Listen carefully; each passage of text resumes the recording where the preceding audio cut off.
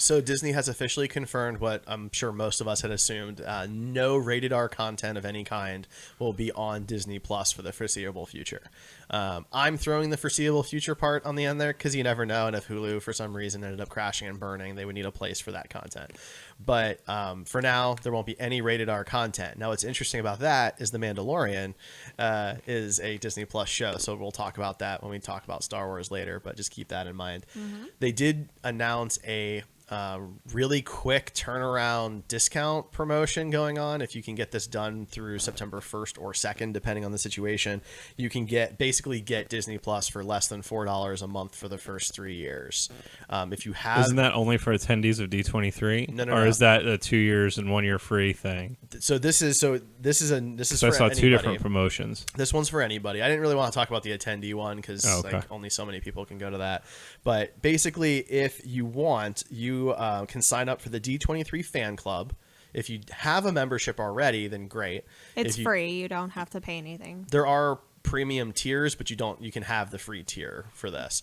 So you sign up for that membership. If you do not have a membership yet, you have to do this by September 1st. If you have a membership, you get an extra day. I don't know why. But if you sign up for that, then basically you get $70 a year. You get a 3-year Disney Plus subscription.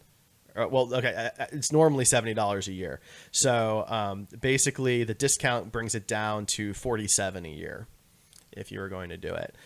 You do have to sign up for all 3 years, though. So considering that we only really know a couple years worth of content, that third year is a bit of a wild card. But there's a lot of stuff that they've announced, so I imagine there'll be things to watch.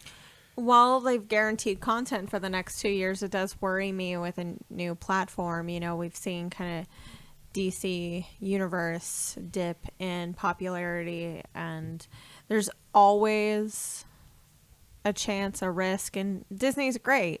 They pretty much can print their own money, but we were just talking about a little while ago how the Star Wars land is bombing, and it is underperforming, I should say. Of course, it's still making them money, but they've already ate through their 2-year waiting list, and they've laid off people. So it's not doing anywhere near as well as they hoped.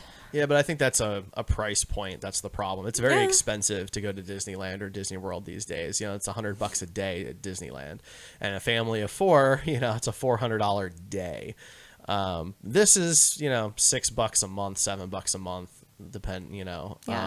So I think it has a much better chance of people just kind of like letting the subscription roll and not really caring about it too much because it's so cheap.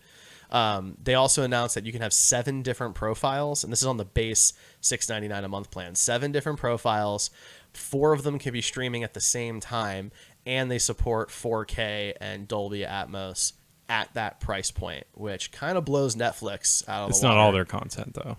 Well, no, not all their content is in 4K, but versus like for Netflix, you have to pay extra to even access. And if I know. Stream, so if they're able to offer The Office and Friends, then there's no reason to have Netflix anymore, is there? That's right.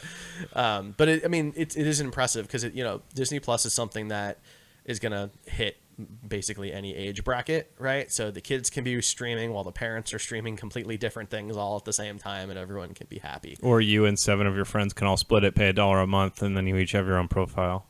So allegedly, I saw the article too, but it was just for a specific cable company. Yeah, Comcast. It wasn't Comcast. I'm pretty sure it was. It was not. Spectrum. It was Spectrum. It was some other. No, yeah. I'm sorry. It was Spectrum because we have Spectrum. Yeah. So it was Spectrum. Spectrum was Time Warner. Yeah. So it's not a small player. No, but I don't have to worry about that. Like the second largest. But not you specifically, perhaps. So I guess if you guys want to split it. So Yeah, totally. But yeah, I'm going to get it for $7 a month and get for a few months at least and try it out. And I'm looking forward to a lot of the content that was announced, but the Disney generalist stuff, the old Disney stuff doesn't really interest me. So I'm going to lose interest quick if they don't keep new content coming that I'm interested in. That's totally fair. I get that. I'll drop it for a month if I have to and then come back to it the next month and, whatever.